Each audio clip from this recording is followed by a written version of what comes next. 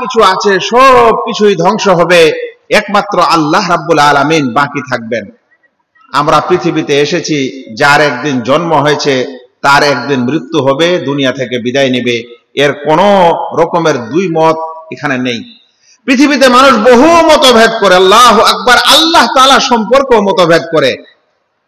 দুনিয়াতে এমনও কিছু লোক আছে যারা বললে তিনজন মিলে এক আল্লাহ, তাদের কাছে একজন আল্লাহ নাই, তাদের কাছে তিনজন মিলে এক আল্লাহ। কিছু মানুষ আবার বলবে যত কল্লা তত আল্লাহ, মানে যত মাথা তত আল্লাহ। কিছু মানুষ আবার বলবে প্রত্যেক মানুষের অন্তরে আল্লাহ আছে। কিছু মানুষ আবার বলবে যে আল্লাহ নিরাকার, আল্লাহকে দেখা যায় না। বলে আল্লাহকে কে দেখেছে? তো আল্লাহ রাব্বুল আলামিন সম্পর্ক মানুষের মতভেদ আছে। আমাদের নবী মুহাম্মদ মুস্তাফা সাল্লাল্লাহু আলাইহি সাল্লামের সম্পর্ক মতভেদ করছে। স্বয়ং কিছু মুসলিম মানুষ এরকম আছে, তারা বলে যে আল্লাহর নবী সাল্লাল্লাহু আলাইহি সাল্লাম মানুষ ছিলেন না, তিনি মানুষ ছাড়া অন্য কোন জাতি, অন্য কোনো কিছু ছিলেন, তিনি ফেরেশতার মতো নূর দিয়ে সৃষ্টি ছিলেন, মানুষ ছিলেন না, ইত্যাদি কথা শুনে অবাক লাগবে। জীবনে একটি এমনও কথা শুনেছি যে রাসূল করিম সাল্লাল্লাহু আলাইহি সাল্লাম নাকি নাভি দিয়ে জন্ম নিয়েছিলেন, তিনি মায়ের যেই স্থান থেকে জন্ম নেয় সেখান থেকে নেয়নি। এরকম বিভিন্ন মতভেদ পৃথিবীর মানুষেরা করেছে, কিন্তু একটা বিষয়ে কেউ মতভেদ করতে পারেনি যে আমরা মারা যাব না। এটা করেছে ভাই কেউ? আমরা মারা যাব না, এটার মতভেদ কেউ করেছে? পৃথিবীতে এটার কেউ মতভেদ করতে পারবে না, কারণ এটা একটি এমন বিষয় যেখানে মানুষকে মরতেই হবে। আল্লাহু আকবার। এখন পৃথিবীতে মানুষ মারা যায়, কিন্তু ইসলামের সৌন্দর্যতা দেখেন ভাই, ইসলামের সৌন্দর্যতা দেখেন যে আজ পৃথিবীতে কোন মানুষ যারা মারা যায়, বিভিন্ন ধর্মের মানুষ মারা যায়, বলেন তো ভাই মারা যাওয়ার পর তাকে কি গোসল দেওয়া হয়? আচ্ছা বলেন তো মারা যাওয়ার পর তাকে কি একটা নতুন কাপড় পরানো হয়? বলেন তো মারা যাওয়ার পর সেই মানুষকে তার শেষ কার্য করার পূর্বে সকলে মিলে দোয়া করে? তাহলে এখন আমাকে বলেন, যে ধর্ম আমরা মানি, যে ইসলাম আমরা মানি, তাতে কত সৌন্দর্যতা আছে যে একটা মানুষ মারা গেছে বলে গরু ছাগলের মতো আমরা তাকে ফেলে দিতে পারি না। ওকে সুন্দর করে গোসল দিতে হয়, তারপরে কফন পরাতে হয়, কফনের পরানোর সময় তাকে আতর ও সুগন্ধিও রাখা যেতে পারে। অতঃপর সবাই মিলে তাকে কাঁধে করে নিয়ে যাওয়া হয়, জানাজার নামাজ আদায় করা হয়। যে জানাজার নামাজে মানুষেরা যখন উপস্থিত হয়, প্রিয় নবী মুহাম্মদ মুস্তাফা সাল্লাল্লাহু আলাইহি সাল্লাম বলছেন, মান শাহাদাল জানাজাতা হাত্তা ইউসাল্লি আলাইহা, যে ব্যক্তি কোন জানাজায় উপস্থিত হয় আর নামাজ আদায় করা পর্যন্ত সেখানে থাকে, ফালাহু কিরাত, তাহলে সে এক কিরাত নেকি পায়। ওয়ামান শাহাদাহা হাত্তা তুদফানা, আর যে ব্যক্তি জানাজায় শরীক হয়, কতক্ষণ পর্যন্ত থাকে, যতক্ষণ পর্যন্ত তার দফন কাজ শেষ না হয়, তাহলে তার জন্য 2 কিরাত নেকি হয়। রাসূল করিম সাল্লাল্লাহু আলাইহি সাল্লামকে জিজ্ঞাসা করা হলো, আল্লাহ রাসূল এই কিরাত কি জিনিস? তো আল্লাহ রাসূল সাল্লাল্লাহু আলাইহি সাল্লাম বললেন, এই বড় 2টি পাহাড়ের মতো জিনিসকে কিরাত বলা হয়। তাহলে একজন মানুষ যখন জানাজার নামাজে হাজির হয়, শুধু জানাজার নামাজ পড়ে যদি চলে আসে, তাহলে এক বড় পাহাড় সমান তার নেকি হয়। আর সে যদি জানাজার নামাজ পড়ার পর তাকে দফনও করে, দফন কাজেও শরীক হয়, আর সেখান থেকে ফিরে আসে, তাহলে তার জন্য 2 কিরাত নেকি হয়। আর 2 কিরাত মানে 2টি বড় পাহাড়ের মতো। এখানে 2টি মাসলা আরো বুঝাই ভাই। যদি আপনি এরকম কোন জানাজায় যান যে প্রচুর ভিড়, আপনি এখন জানাজার নামাজ তো পড়লেন, কিন্তু কবরে মাটি দিতে গিয়ে দেখছেন যে কবরের মাটি ফিলাপ, মানে মাটি যতখানি দেওয়ার হয়ে গেছে, তাহলে আপনি কি এখন 1 কিরাত নেকি পাবেন না? বুঝা গেছে? বা আপনাকে কি করতে হবে? ওই সময় কিছু মানুষ কি করে জানেন? কবর থেকে মাটিগুলা সরায়, আবার অন্য মানুষ মাটি দেয়, আবার সরিয়ে দেয়, আবারও দেয় না। এখানে হাদিসে বলা হচ্ছে যে উপস্থিত থাকবে, সে কারণে যখন আপনি এমন এক জানাজায় গেছেন, যেই জানাজায় যাওয়ার পর নামাজ পড়েছেন, মাটি দিতে যাচ্ছেন, কিন্তু কবরে মাটি যতখানি দরকার ততখানি যথেষ্ট হয়ে গেছে, আপনার সেখানে উপস্থিত থাকাটাই ওই মাটি দেওয়ার সমতুল্য নেকি হয়ে যাবে। বুঝা গেছে ভাই? এটা হলো এই বিষয়ের প্রথম কথা। এবার আর একটি কথা আপনাদের বুঝাই। যখন কোন মানুষ জানাজার নামাজ পড়ে বা জানাজায় শরীক হয়, তখন সবচেয়ে উত্তম জানাজা হচ্ছে যে প্রায় 4টি কাজ করে। কয়টি কাজ করে? প্রায় 4টি কাজ করে। তিনটি কাজ করে। 1 নম্বর, সে জানাজার নামাজ পড়ে। 2 নম্বর, মাইয়েতকে কাঁধে করে কবর পর্যন্ত নিয়ে যায় এবং তাকে মাটি দেয়। 3 নম্বর, কবর দফন করার পর সব মাটি দেওয়া যখন ক্লিয়ার হয়ে যায়, যাকে বলা হয় কবরে মাটি দেওয়া ক্লিয়ার, তারপরেও সে তখন ওখানে তার জন্য দোয়া করে, দোয়া করার পর ফিরে আসে। এটা হলো সবচেয়ে জানাজার উত্তম নিয়ম। এর চেয়ে নিম্ন স্তরের নিয়ম হলো যে মানুষ জানাজার নামাজ পড়লো, অতঃপর মাটি দিল আর ফিরে আসলো। আর এর চেয়ে নিম্ন স্তরের হলো যে মানুষ শুধু জানাজার নামাজ পড়লো আর ফিরে চলে আসলো। এখন আপনারা এবং আমরা যখন জানাজার নামাজ পড়তে যাই, তখন অনেক মানুষ আমরা এরকম আছি যে মাটিটা তো দেওয়ার পর আমরা তাড়াহুড়া করে সেখান থেকে চলে আসি। না, আপনি সেখানে অপেক্ষা করবেন যতক্ষণ পর্যন্ত কবরে সম্পূর্ণরূপে কবরটা ক্লিয়ার না করা হয়। যখন সম্পূর্ণরূপে ক্লিয়ার হয়ে যাবে, ওই সময় আপনি মাইয়েতের জন্য দোয়া করবেন। রাসূল করিম সাল্লাল্লাহু আলাইহি সাল্লাম বলছেন, ইস্তাগফিরু লিআখিকুম, তোমরা তোমাদের ভাইয়ের জন্য দোয়া করো, আল্লাহ তাআলার কাছে ক্ষমা প্রার্থনা করো। এখন তাকে ফেরেশতা জিজ্ঞাসা করছে, তোমরা যদি দোয়া করো তাহলে হয়তো সেই ভাই ফেরেশতার সেই প্রশ্নের উত্তর সঠিক করে দিতে পারবে। আল্লাহ তাআলা তাকে যেন সাবেত রাখেন, আল্লাহ তাআলা তাকে যেন অবিচল রাখেন, যেন সেই প্রশ্নের উত্তর দেওয়ার সেই মানুষকে আল্লাহ রাব্বুল আলামিন তৌফিক দান করেন। এই জন্য সেই সময় দোয়া করতে হয়। এবার একটা এখানে প্রশ্ন আসতে পারে যে এটা তো পুরুষেরা করবে, কিন্তু আমরা মহিলারা কি জানাজার নামাজ আর কফন দফন করতে পারি? দেখেন, মহিলারা জানাজার নামাজ পড়তে পারে, কিন্তু মহিলারা দফন কাজে শরীক হতে পারে না। আমাদের দেশে কিন্তু মহিলাদের এখনো জানাজার নামাজে শরীক হওয়ার কোনো প্রথা নেই। তবে সৌদি আরবে মক্কা এবং মদিনায়, যাকে আমরা হারাম শরীফ বলি, 2 হারাম শরীফে প্রত্যেক ওয়াক্তে যখন নামাজ হয়, নামাজ ফরজ নামাজের পর ওই শহরে যে সকল মানুষ মারা যায় তাদের জানাজার নামাজ ওই হারামের মধ্যেই হয়। মসজিদে নববীতে হয় এবং কাবাতেও হয়। ওই জায়গায় যখন নামাজ পড়া হয়, তখন ওখানে যারা মহিলা থাকেন তারাও কিন্তু জানাজার নামাজ আদায় করেন। আয়েশা রাদিয়াল্লাহু তাআলা আনহা, তিনিও এই জানাজার নামাজ আদায় করেছেন। কিন্তু মহিলারা দফনের কাজ, জানাজাকে নিয়ে যাওয়া কবরস্থানে আর কবরে দেওয়া, মাটি দেওয়া, এই কাজ মহিলারা করতে পারে না। আবার আপনার একটু পরে আপনার ঝগড়া লাগতে পারে যে মৌলানা আজকে আপনি এই কথা বলে দিলেন, তো আমাদের গ্রামের মহিলারাও নামাজ পড়তে চাচ্ছে। জি, ওরা নামাজ পড়তে পারে যদি ওদের নামাজ পড়ার আপনারা ব্যবস্থা করতে পারেন। যেমন যে সকল মসজিদে মহিলাদের নামাজ পড়ার ব্যবস্থা আছে, ওখানে মহিলারা নামাজ পড়তে পারে পুরুষদের সাথে। ওরকমই যদি কোনো এমন মসজিদ থাকে যেই মসজিদে মহিলাদেরও নামাজ পড়ার ব্যবস্থা আছে, জানাজা এমন স্থানে হচ্ছে যে মহিলার পর্দার সাথে এরকম ব্যবস্থা করা আছে, আলহামদুলিল্লাহ, তাহলে তারাও সেখানে জানাজা নামাজ পড়তে পারে। কিন্তু যদি এরকম ব্যবস্থা না থাকে, তাহলে আপনাদেরকে এই নামাজ পড়া আপনাদের উপর জরুরি না। আপনারা কি জানেন, এই বিশেষ বিশেষ কিছু দেশ আছে যেখানে ভাই মানুষকে, মাইয়েতকে গোসল তারা নিজের বাড়িতে দেয় না, বা বলতে পারেন নিজে নিজে মানুষকে কেউ জানাজার গোসল দেয় না, বা জানে না, বা বাড়িতে ব্যবস্থা নাই।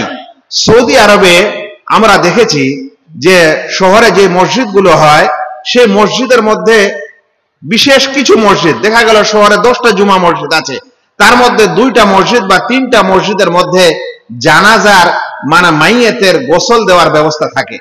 ওখানে এমন একজন মানুষ, সেটা পুরুষ, আবার একজন মহিলা থাকে। পুরুষ মানুষের জানাজা যদি কেউ মারা গেল, বাড়ি থেকে তাকে ওখানে পৌঁছে দিতে হয়। ওই মানুষ সেই ব্যক্তিকে জানাজার গোসল দেয়। ওই মানুষ জানাজার সব গোসলের সব নিয়ম নীতি জানে। ওখানে কিন্তু কাপড় চোপড়েরও ব্যবস্থা আছে, কোপনেরও ব্যবস্থা আছে। আপনাকে কিন্তু কিছুই করতে হবে না, আপনি মাইয়েতকে পৌঁছে দিবেন, ওরা সুন্দর করে গোসল করে কফন পরিয়ে সঠিক নিয়মে আপনাকে দিয়ে দিবে। মহিলা যদি হয় তাহলে ওই যে বললাম যে একদিকে মহিলা আর একদিকে পুরুষের গোসল দেওয়ার ব্যবস্থা থাকে। ওরা মহিলারা মহিলাকে গোসল দিবে এবং কফনের কাপড় পরিয়ে দিবে, সুন্নতে নিয়মে দেওয়ার পর সব কিছু করে আপনাকে হ্যান্ড ওভার করে দিবে। কিন্তু আমাদের দেশে আলহামদুলিল্লাহ এটার এখনো প্রয়োজন হয়নি। আমরা কিন্তু এখনো নিজে নিজে মাইয়েতকে গোসল দিতে পারি এবং এখনো মানুষেরা আমরা নিজে নিজে মাইয়েতকে গোসল দিই। মাইয়িতকে যদি কেউ গোসল দেয় তাহলে সেই মানুষের কি কোনো ফজিলত আছে? মানে তার কি কিছু লাভ আছে, নেকি আছে, বিশেষ কিছু আছে? একটি হাদিস শুনেন, প্রিয় নবী মুহাম্মদ মুস্তাফা সাল্লাল্লাহু আলাইহি ওয়াসাল্লাম বলছেন, মান গাসসালা মাইয়িতান ফাকাতামা আলাইহি গাফারাল্লাহু লাহু 40 মাররা। যে মানুষ কোনো মাইয়িতকে গোসল দেয় এবং গোসল দেওয়ার সময় মাইয়িতের যদি কোনো কিছু দেখে, মানে মাইয়িতের যদি শরীরে এমন কিছু দেখতে পায় যেটা বাইরে বলা অনুচিত, আর সে কারণে সে মাইয়িতের কোনো দোষ বাইরের কোনো মানুষকে বলে না। হাদিসটা ভালো করে মনে শুনে রাখেন, যে মানুষ মাইয়িতকে গোসল দেয় আর গোসল দেওয়ার পর ওই মাইয়িতের কোনো কিছুর বর্ণনা বাইরে দেয় না, মানে ওই মাইয়িতের কোনো কিছু আয়েব দেখতে পেলে ইত্যাদি কিছু দেখতে পেলে বাইরের কোনো মানুষকে বলে না। রাসূল করিম সাল্লাল্লাহু আলাইহি সাল্লাম বলছেন, এরকম ব্যক্তিকে আল্লাহ রাব্বুল আলামিন গাফারাল্লাহু লাহু 40 মাররা, আল্লাহ তাআলা সেই ব্যক্তিকে 40 বার ক্ষমা করেন। আপনারা কথাটা বুঝতে পারলেন? শর্ত হলো মাইয়িতকে গোসল দিতে হবে, কিন্তু মাইয়িতের কোনো দোষ আয়েব বাইরে বলা যাবে না। শুনেন ভাই, আল্লাহ তাআলা আমাদেরকে কাপড় পরার বিধান দিয়েছেন, আমরা কাপড় পরে আছি, কিন্তু কার শরীরে কোথায় দাগ আছে, কোথায় ঘা আছে, কোথায় আয়েব আছে, এটা কাপড়েই কিন্তু ঢেকে রেখেছে। কিন্তু যে মানুষ মাইয়িত হবে সেটা আমাদের মুসলিম ভাই, ওর সম্মান আছে। একজন ইসলামে একজন মৃত ব্যক্তির অতখানি সম্মান যতখানি জীবিত ব্যক্তির সম্মান। এখন ওই ব্যক্তির যখন আপনি গোসল দিতে যাবেন, ওই সময় যদি ওই ব্যক্তির কোনো আয়েব, কোনো দোষ আপনি তার শরীরে দেখতে পান, তাহলে বাইরে বলতে নিষেধ করা হয়েছে। এটা কত বড় সুন্দর কথা। রাসূল করিম সাল্লাল্লাহু আলাইহি সাল্লাম বলছেন, যে ব্যক্তি মাইয়িতকে গোসল দিবে এবং তার আয়েব ও দোষ ত্রুটিকে গোপন রাখবে, আল্লাহ রাব্বুল আলামিন সেই লোককে, সেই গোসল দাতাকে 40 বার ক্ষমা করে দিবেন। এই হাদিসটিকে হাকিম বর্ণনা করেছেন এবং তিনি সহিহ বলেছেন, আর বলেছেন এটা সহিহ মুসলিমের শর্ত অনুযায়ী হাদিসটি সহিহ। মা ও বোনেরা, আপনারা দেশের মা ও বোনকে গোসল দেন, এই হাদিসটা মনে রাখবেন। এবার আর একটি হাদিস শুনেন, যে হাদিসটিতে মাইয়িতের গোসল দেওয়ার ফজিলত সম্পর্কে বলা হয়েছে। রাসূল করিম সাল্লাল্লাহু আলাইহি সাল্লাম বলছেন, মান গাসসালা মাইয়িতান ফাকাতামা আলাইহি, যে ব্যক্তি কোন মাইয়িতকে গোসল দেয় আর তার দোষ ত্রুটি গোপন রাখে, তাহহারাহুল্লাহ মিন যুনুবিহি, তাহলে আল্লাহ রাব্বুল আলামিন ওই গোসল দাতাকে গুনাহ থেকে পাক করে দেন।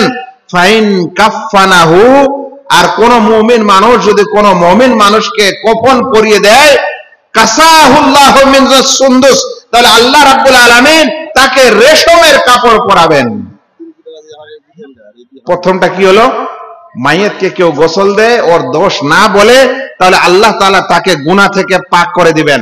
আর যে ব্যক্তি তাকে কফন পরিয়ে দিবে, আল্লাহ রাব্বুল আলামিন তাকে জান্নাতের রেশমের কাপড় পরাবেন। হাদিসটিকে তাবারানী বর্ণনা করেছেন। এখন আমরা সমাজের মানুষ আছি না, অনেক সময় বলি কি, মোরা মানুষকে আমাকে ছুতে ইচ্ছা করে না, কেমন করে ধরবো, এই এটা কেমন করে আমার হবে না, না পারা যাবে না, এই গ্রামের অমুক লোক গোসল দেয়, ওকেই ডাকে আনেন। ভাই, এটা ইসলামের সৌন্দর্যতা। আজ আপনি যদি এই কাজ করেন, আপনার জন্য আল্লাহ রাব্বুল আলামিন এই সওয়াব রেখেছে। রাসূল করিম সাল্লাল্লাহু আলাইহি ওয়াসাল্লাম এই সওয়াবের সুসংবাদ দিয়েছেন। ভাইরা, এখন আমি আপনাদেরকে সংক্ষিপ্ত আকারে মাইয়িতকে গোসল দেওয়ার নিয়মটা শোনাই, যে কিভাবে আপনি মাইয়িতকে গোসল দিবেন। 1 নম্বর, মাইয়িতকে গোসল দেওয়ার জন্য পরিষ্কার পানি, যাকে পাক পানি বলা হয়, সেই পানি নেবেন।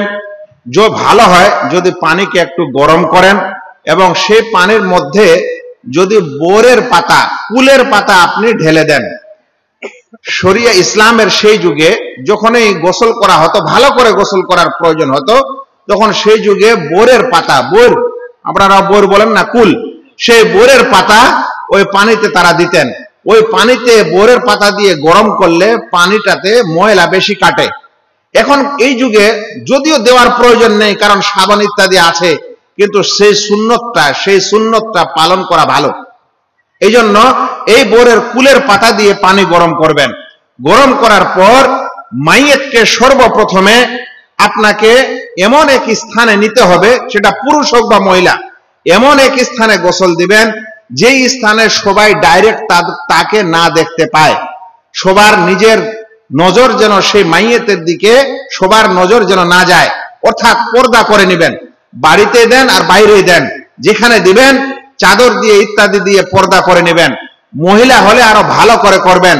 পর্দা করে নিলেন, নেওয়ার পর মাইয়েতকে আপনি এমন এক স্থানে শুইয়ে দিবেন যেই স্থানে শোয়ানোর পর ওর শরীরের যে কাপড়গুলা পরে আছে, যেই কাপড় পরে সে মারা গেছে, সেই কাপড়গুলা আপনি খুলবেন। খোলার সময় তার নাভি থেকে নিয়ে হাঁটু পর্যন্ত একটা কাপড় ঢাকা দিয়ে রাখবেন, আর নিচে থেকে তার কাপড়টা খুলে নেবেন। এভাবে মহিলারা সারা শরীরটাই একটা উপরে চাদর দিয়ে ঢেকে রাখবেন, আর যেই কাপড়ে সে মারা গেছে সেই কাপড়টা যদি খুলতে পারলেন তো পারলেন, না হলে কেটে হোক ছিঁড়ে হোক সেটা আলাদা করে দিবেন। আর উপরে একটা সম্পূর্ণ চাদর দিয়ে রাখবেন যদি মহিলা হয়, আর যদি পুরুষ হয় তাহলে নাভি থেকে নিয়ে হাঁটু পর্যন্ত তলিয়া হোক আরো কিছু হোক একটা কাপড় রাখবেন, ওরপর তার শরীরের সেই কাপড়কে খুলে নেবেন। একমাত্র পৃথিবীতে একজনই ব্যক্তি আছেন যার কাপড় খুলতে নিষেধ করা হয়েছিল। প্রিয় নবী মুহাম্মদ মুস্তাফা সাল্লাল্লাহু আলাইহি ওয়াসাল্লাম যখন মারা গেছিলেন তখন সাহাবায়ে কেরামরা মতভেদ করেছিলেন যে হাল নুজাররিদু রাসূলুল্লাহ সাল্লাল্লাহু আলাইহি সাল্লাম কামা নুজাররিদু মাউতানা, যেমন আমরা আমাদের সাধারণ মাইয়েতের কাপড় চোপড় খুলে ফেলি এরকম আমাদের নবীরও কি খুলবো? আল্লাহু আকবার। বাকি প্রত্যেক মানুষের কাপড় খুলে নিতে হবে। নেওয়ার পর এবার নাভ থেকে হাঁটু পর্যন্ত পুরুষ হলে ঢেকে রেখেছেন, আর মহিলা হলে একটা চাদর দিয়ে সম্পূর্ণ ঢেকে রেখেছেন।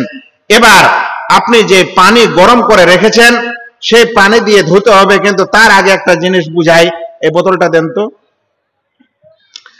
যে মাইয়েত আছে সে তো দুনিয়া থেকে এখন গাফেল, আপনি যেভাবে তাকে নড়াচড়া করবেন সেভাবেই হবে। এভাবে একটা মাইয়েত থাকবে সাধারণত শুয়ে।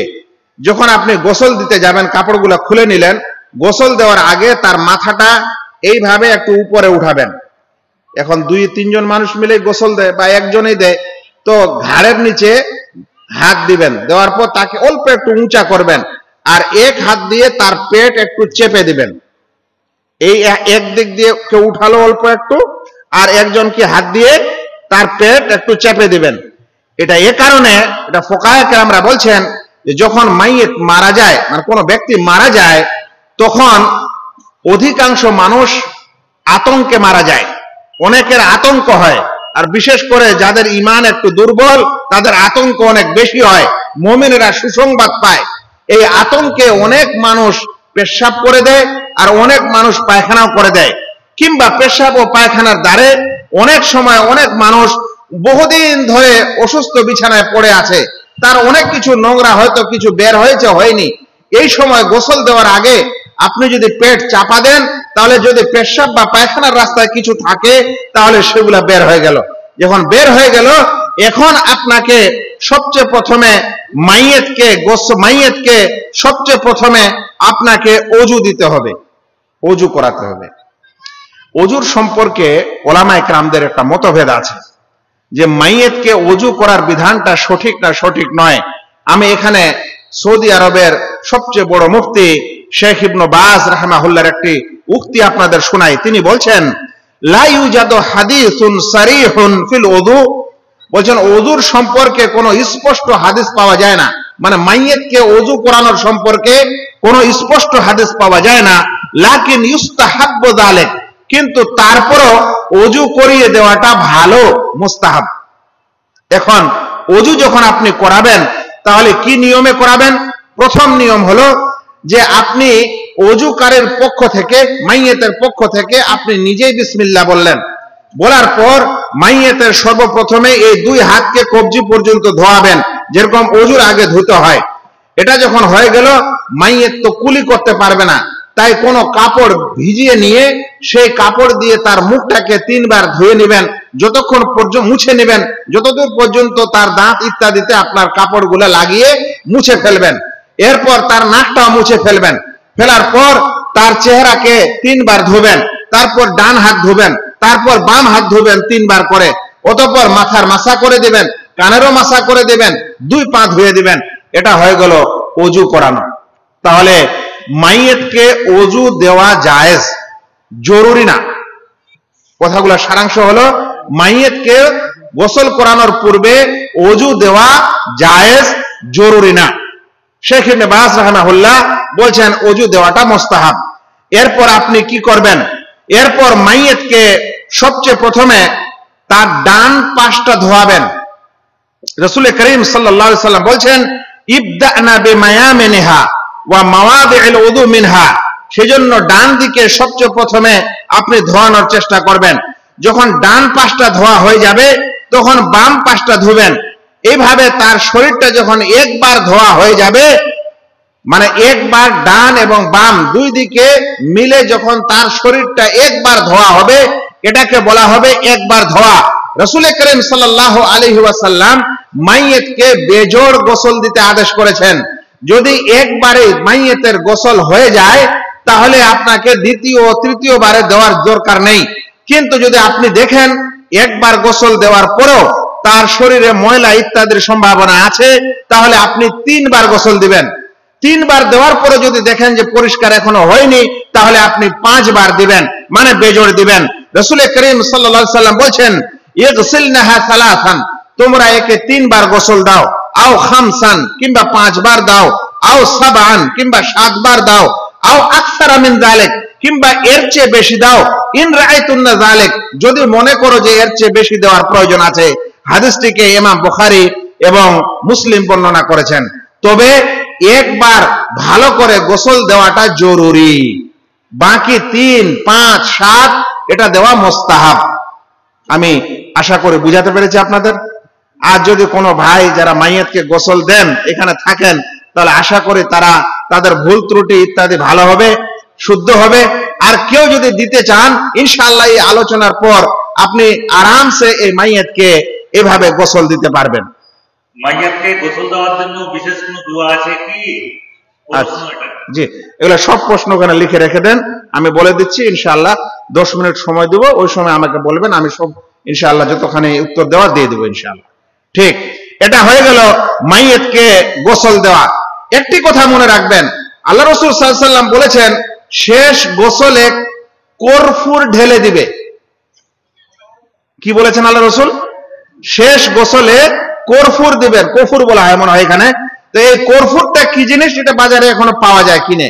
শেষ গোসলে দিতে হবে মানে আপনি যেই পানিটা রেখেছেন মাইয়াতকে গোসল দেওয়ার জন্য, আপনি 1 বালতি পানি বা আধা বালতি পানি আলাদা করে রাখেন।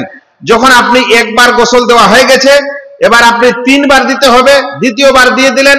তৃতীয় বারটা যখন আপনার শেষ গোসল হবে, তখন ওই কর্ফুরটা ওই পানিতে মিলিয়ে নেন, শেষ পানিটাতে, আর ওই পানিটা দিয়ে আপনি শেষ গোসলটা দেন। সুন্দর নিয়ম ভাই। প্রথম গোসলগুলোতে কর্ফুর দেওয়ার কথা নেই, কারণ লাস্ট যে গোসলটা আপনি দিবেন ওই পানিটাতে যখন আপনি কর্ফুর মিশাবেন, তখন ওই মানুষের শরীরে যে দুর্গন্ধ হয়, যে বদবু থাকে, সেই দুর্গন্ধটা সম্পূর্ণভাবে চলে যায়। এই জন্য শেষ পানিতে কর্ফুর মিশ্রণ করে রাসূল করিম সাল্লাল্লাহু আলাইহি সাল্লাম গোসল দিতে বলেছেন। আল্লাহ রাসূল সাল্লাল্লাহু আলাইহি সাল্লাম বলেন, ইজআলনা ফিল গুসলাতিল আখিরাতি কাফুরা, তোমরা শেষ গোসলে কর্ফুর দিয়ে দাও, আও শাইয়াম মিন কাফুর, কিংবা কাফুরের অল্প কিছু ভেঙে ওই পানিতে মিশ্রণ করে দাও। হাদিসটিকে ইমাম বুখারী এবং মুসলিম বর্ণনা করেছেন। এবার মাইয়াত যদি মহিলা হয়, মেয়ে মানুষ হয়, তাহলে তার যে চুলের ঝুঁটি আছে, সেই চুলের ঝুঁটিকে 3 ভাগে বিভক্ত করে নিবে। আমরা যেটাকে বলি বেনি, মহিলারা বেনি করে, 1টা 2টা 3টা, মানে চুলগুলাকে 3 ভাগে ভাগ করে নেবেন।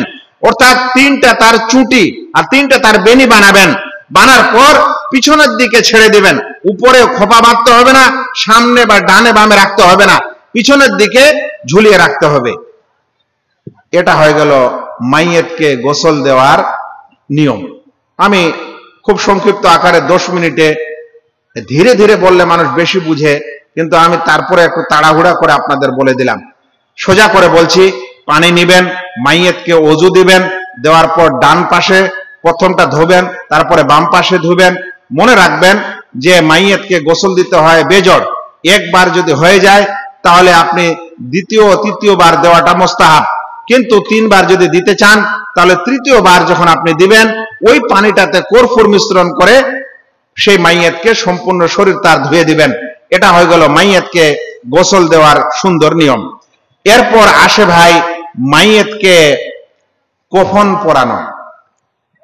মাইয়াতকে কফন পরাতে হবে, কিভাবে পরাতে হবে এবং কার জন্য কয়টা কফন লাগবে।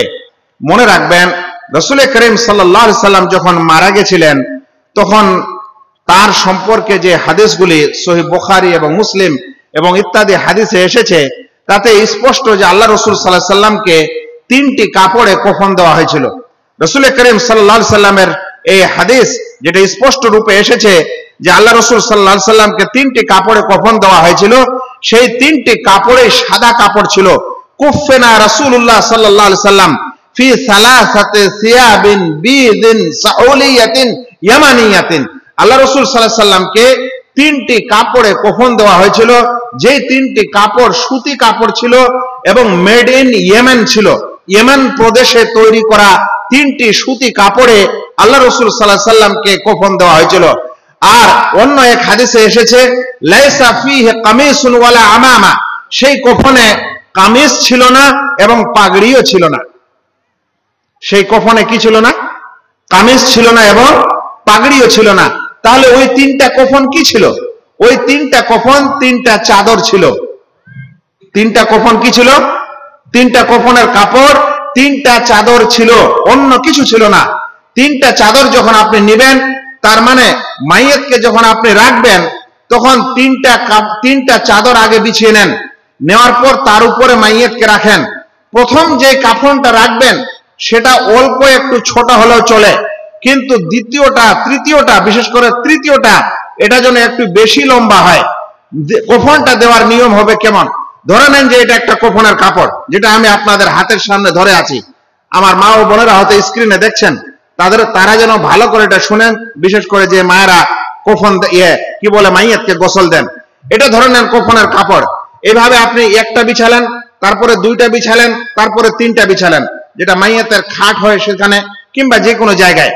এরপর মাইয়াতকে যখন আপনি রাখবেন এভাবে রেখে দিলেন। মনে রাখবেন মাথার দিকেও যেন মোটামুটি 1 বিঘত বা 1 ফিট লম্বা থাকে এবং পায়ের দিকেও যেন একটু লম্বা থাকে, যেন ওটা বাঁধা যায়। এভাবে যদি আপনি মাইয়াতকে রাখেন কফনের উপরে, তারপর তখন এই ডান দিকটা দিয়ে এইভাবে নেবেন। অতঃপর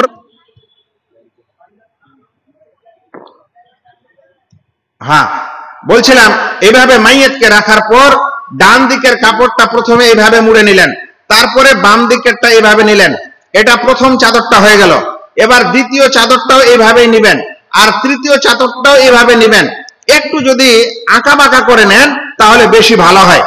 এবার আপনি এই জায়গায় মাথার দিকে একটা বাঁধন দিবেন, পায়ের দিকেও একটা বাঁধন দিবেন, আর একটা কোমরের দিকেও বাঁধন দিবেন। এই বাঁধন দেওয়াটা ইসলামের জরুরি বিধান না, কিন্তু মাইয়াতকে নিয়ে যাওয়ার সময় যেন মাইয়াতের কাপড় চোপড় খুলে না যায় সে কারণে এই বাঁধনটা দেওয়া এই সময় ভালো। এরপর যখন মাইয়াতকে কবরে রাখবেন তখন এই 3টি বাঁধনেই খুলে দিবেন। আচ্ছা, তাহলে আমি কি আপনাদের বুঝাতে পারছি যে মাইয়াতকে পুরুষ মানুষ যদি হয় তাহলে কিভাবে কফন দিবেন? পুরুষ মানুষ যদি হয় তাহলে এরকম 3টা চাদরের নেবেন এবং 3টা চাদরের উপরেই একজন পুরুষ মানুষকে কফন দিবেন। কিছু মানুষ আছে একটা কফনকে তারা কামিজ বানায়, মানে কি করে এইভাবে মাঝখানটা ধরে নেন যে ফুটা করে দিল, দেওয়ার পর এখানে মাইয়াতের মাথা ঢুকিয়ে দিল, এদিকে ঝুলে পড়লো এদিকে ঝুলে পড়লো, এটাকে তারা বলছেন কামিজ। আর একটাকে লুঙ্গি পরাচ্ছে। এই নিয়ম সহি না। সহি হচ্ছে এরকম মাত্র 3টা কফনের কাপড় দিতে হবে, দেওয়ার পর 3টা চাদর বিশিষ্ট কফন হবে, ওর উপর মাইয়াতকে শুয়ে দিয়ে তারপরে আপনি তার ওই চাদরের ডান পাশটা বাম দিকে নিয়ে আসবেন, বামটা ডান দিকে নিয়ে আসবেন, যেভাবে দেখিয়ে দিলাম এভাবে কফনটা পরাতে হবে। এখন প্রশ্ন, এখন মহিলাকে কয়টা কফন লাগবে? মহিলার কফনের সম্পর্কে আমাদের ওলামায়ে কেরামরা মতভেদ করেছেন।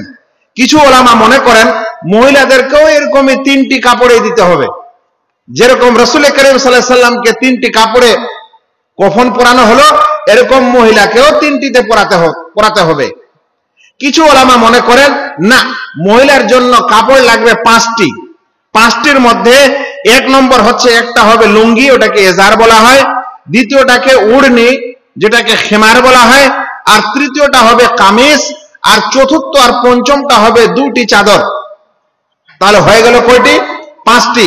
এই 5টি কফনের সম্পর্কে আবু দাউদে একটি হাদিস এসেছে, কিন্তু ওলামায়ে কেরাম এই হাদিসটাকে জয়ীফ বলছেন।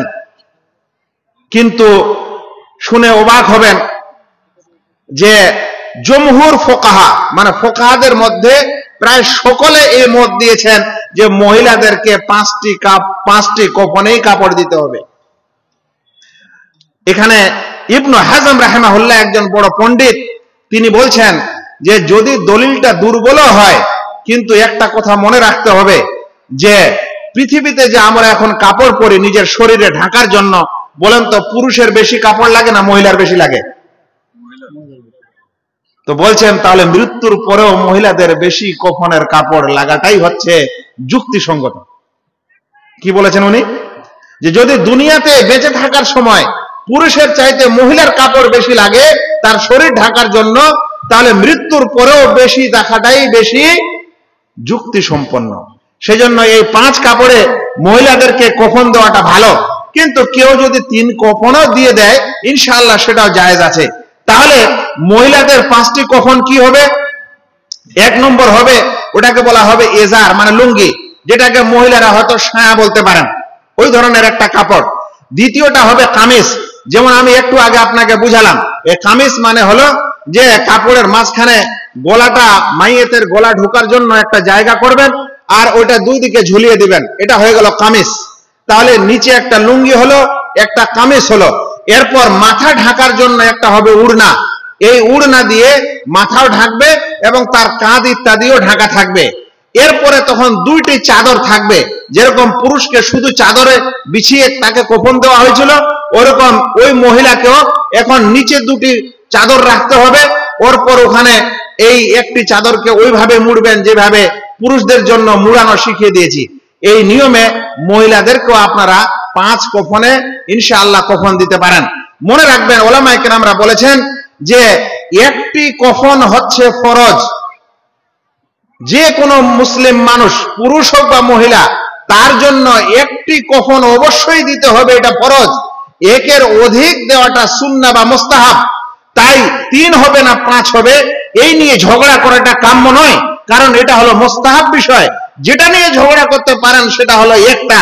রাসূল করিম সাল্লাল্লাহু আলাইহি সাল্লামের ওই সাহাবীর সম্পর্কে শুনেন, যে সাহাবী উহুদে মারা গেছিলেন, তাকে যখন দফন করতে হয় তখন মাত্র একটাই চাদর পাওয়া যাচ্ছিল।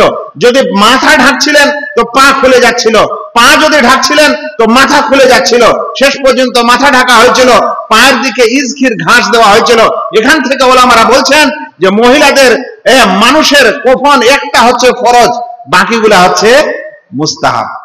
সেজন্য মুস্তাহাব গুলা নিয়ে আবার ঝগড়া করা উচিত হবে না, যেগুলা আমাদের কিছু মানুষ এরকম করে থাকে। ভাই সকল, এটা ছিল মাইয়েতকে কফন পরানোর নিয়ম। এরপর মাইয়েতের জানাজার নামাজ হবে।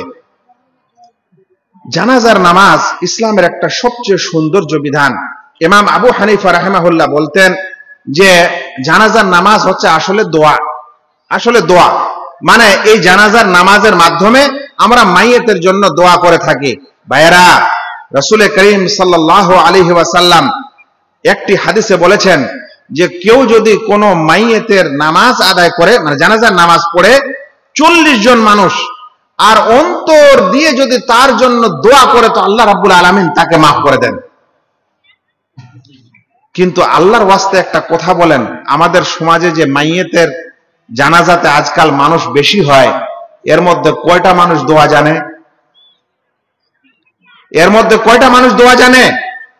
দুঃখটা এখানে যে আমরা মুসলিম হয়েছি বটে, জানাজার নামাজ পড়তে আসছি এই কারণে নয় যে এটা আল্লাহ তাআলার একটা বিধান সুন্নতে মুআক্কাদা সেটা পালন করতে, বরং এটা আত্মীয় মারা গেছে সে কারণে আমরা আসছি। না গেলে আত্মীয়রা কি বলবে? ওখানে আমাদের ইখলাস নাই। অতঃপর যখন আসছি জানাজায় দাঁড়াচ্ছি, আমরা কিন্তু জানাজার দোয়াটাও জানি না। আপনি একটু চিন্তা করেন ভাই, যে আপনি যেদিন মারা যাবেন ওই দিন আপনার কাছে যদি 1000 মানুষও আসে আর তারা যদি কেউই জানাজার দোয়াটা না জানে, তাহলে আপনার হতভাগাই থাকা হবে।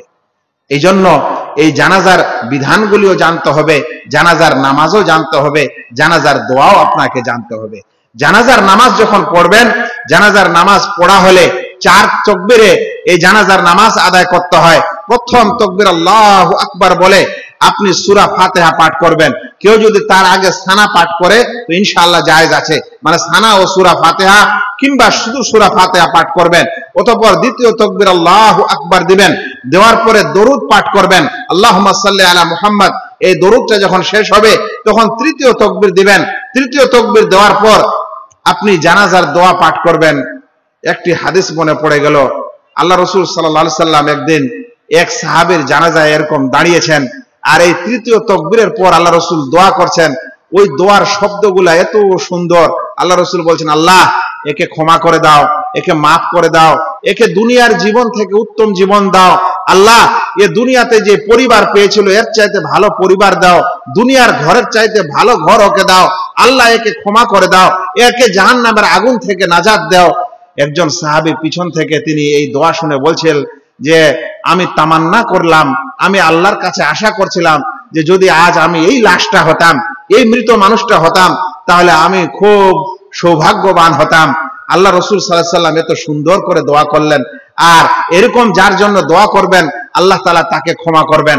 মনে রাখবেন, আপনি যখন কোনো মাইয়েতের জন্য দোয়া করবেন তখন অন্তর দিয়ে দোয়া করবেন, লোক দেখানো, আত্মীয়তা ইত্যাদির কারণে দোয়া করবেন না।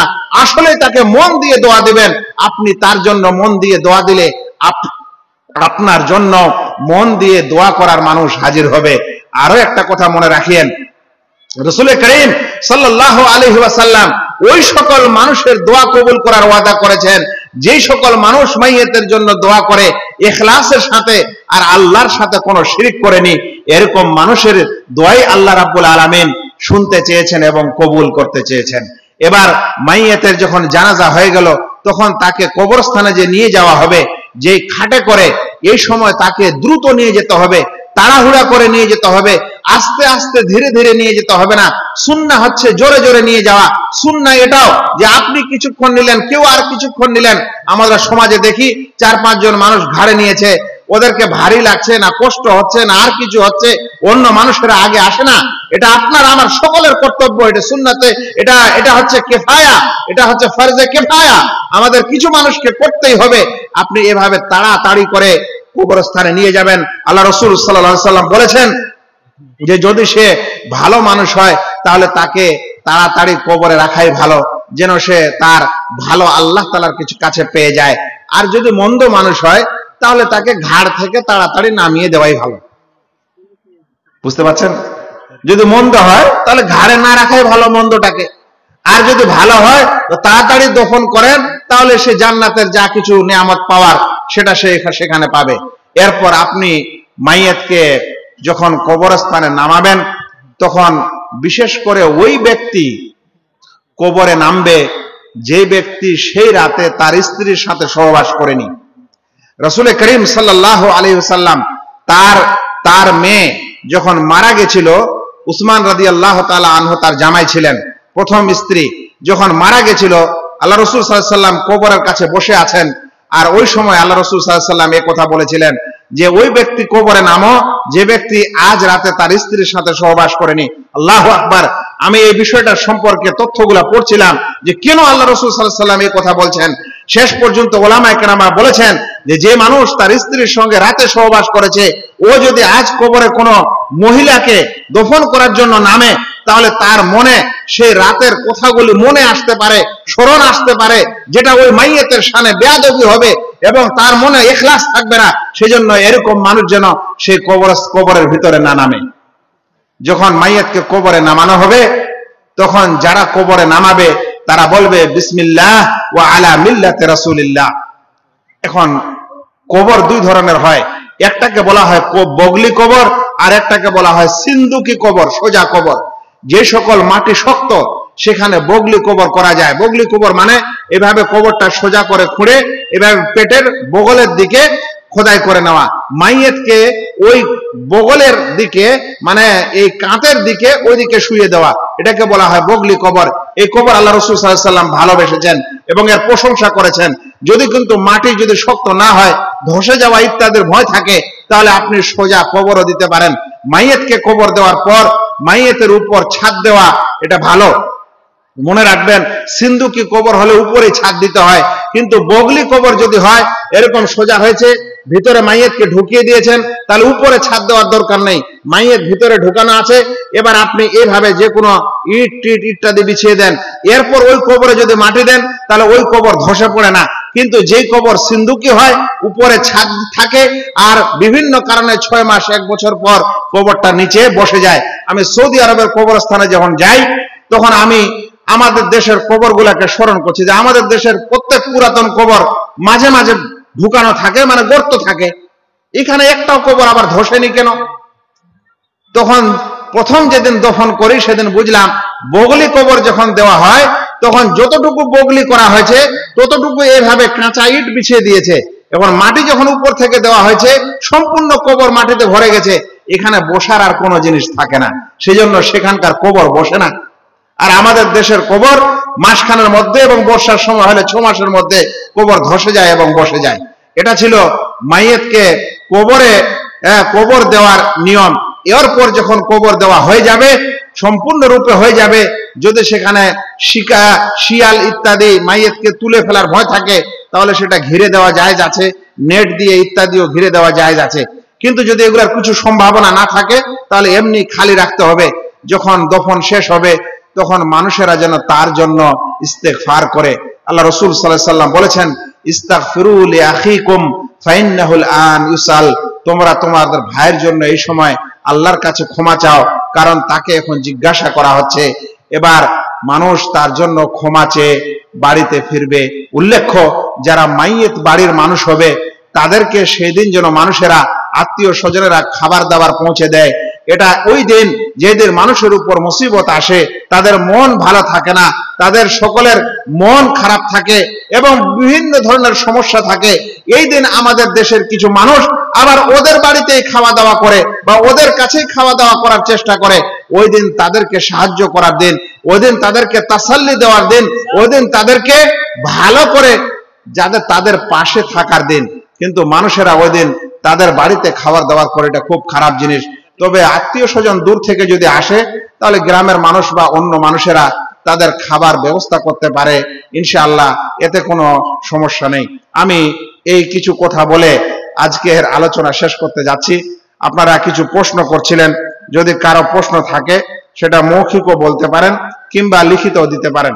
প্রথম প্রশ্নটি ছিল যে মাইয়েতকে গোসল দেওয়ার জন্য কোনো দোয়া আছে কি? না ভাই, মাইয়েতকে গোসল দেওয়ার জন্য কোনো দোয়া নেই।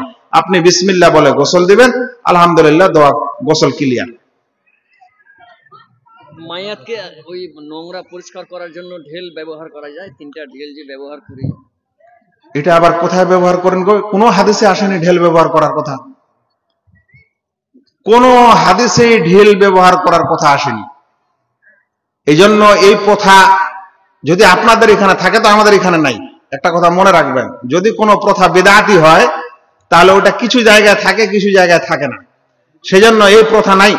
তবে এই প্রথাটা কেন এসেছে আমি হয়তো আপনাদের কিছু আইডিয়া দিতে পারি। তাবলিগি জামাতের মানুষদের কথা হলো যে শুধু পানি দ্বারা পরিষ্কার হলে পরিষ্কার হয় না, আগে ঢিলাকুলি করতে হয়, তারপরে পানি দিয়ে পরিষ্কার হতে হয়। আমার মনে হচ্ছে ওখান থেকে এই আমল আপনাদের বা যে স্থানে আছে ওটা এসেছে, ওই জন্য তারা প্রথমে আগে ঢিলা দিয়ে সাফ করে, তারপর পানি দিয়ে সাফ করে। মজার বিষয় আছে, বাংলাদেশে একটা পীর আছে যাদের কথা হলো শুধু পানি দিয়ে পাক হওয়া যায় না, সেজন্য তারা নিজের মাদ্রাসায় এবং নিজের পীরের আস্তানায় ছোট ছোট কাদা মাটি দিয়ে ছোট ছোট ঢেলা বানায়, শুকনা করে, আর রাস্তাঘাটে যেখানে যে সফর করে সাথে করে নিয়ে যায়। এটা ইসলামের সহিহ বুখারী, সহিহ মুসলিম, আবু দাউদ, তিরমিজি, ইবনে মাজাহ এমন কোন হাদিসে এরকম মাইয়েতকে ঢিলা কুলুক করার কোনো কথা আসেনি। তবে মাইয়েতে যদি পানি না পাওয়া যায় মাইয়েতকে গোসল দেওয়ার জন্য, তাহলে মাইয়েতকে তায়াম্মুম দেওয়ার বিধান আছে।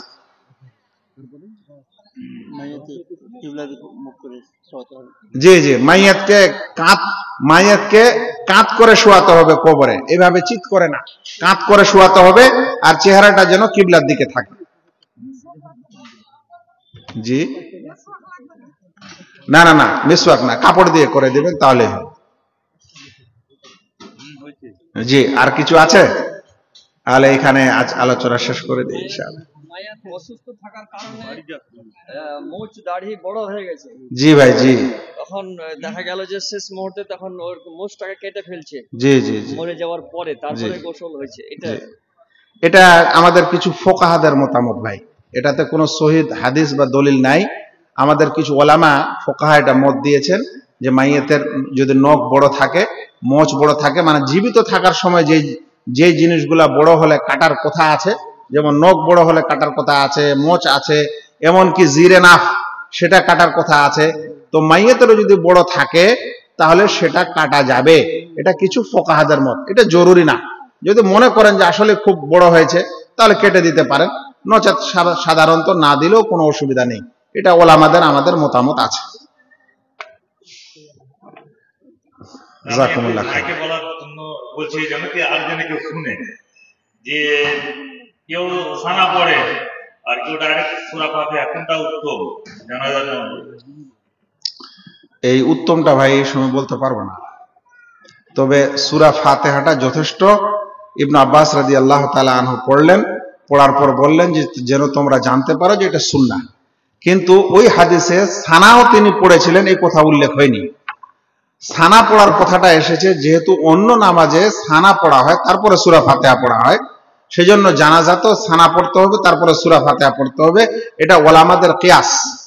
তো যতখানি আমি জানি বা এখন যেটা মনে পড়ছে তাতে সূরা ফাতিহাটাই আসল, বাকি সানাটা সহ এটা উত্তম, আমি এটা মত জানি না।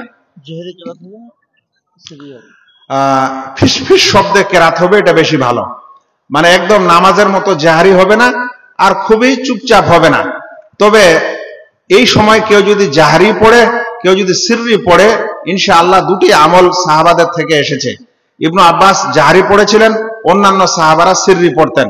সেই জন্য যদি আপনি মনে করেন যে আপনার পিছনের লোকগুলাকে জানাজার নামাজ শিক্ষা দেওয়ার দরকার আছে, তাই জাহারি পড়ছেন, আলহামদুলিল্লাহ, সহি আছে, ঠিক আছে।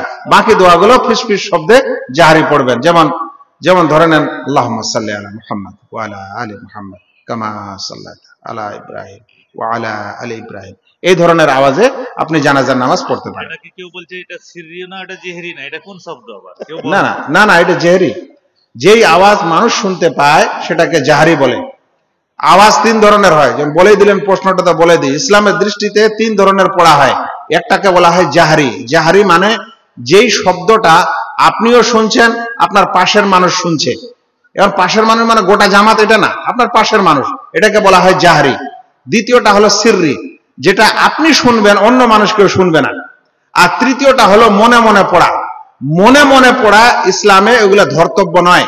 আল্লাহ রাসূল সাল্লাল্লাহু আলাইহি ওয়াসাল্লাম বলেছেন, আমার অন্তরে যা কিছু মনে মনে আসে, মানে খারাপ কথাও যদি আসে, ইন্নাল্লাহা তাজাওয়াজা আন উম্মতি, আল্লাহ রাসূল সাল্লাল্লাহু আলাইহি ওয়াসাল্লাম বলছেন আমার উম্মতের এগুলোকে ক্ষমা করা হয়েছে।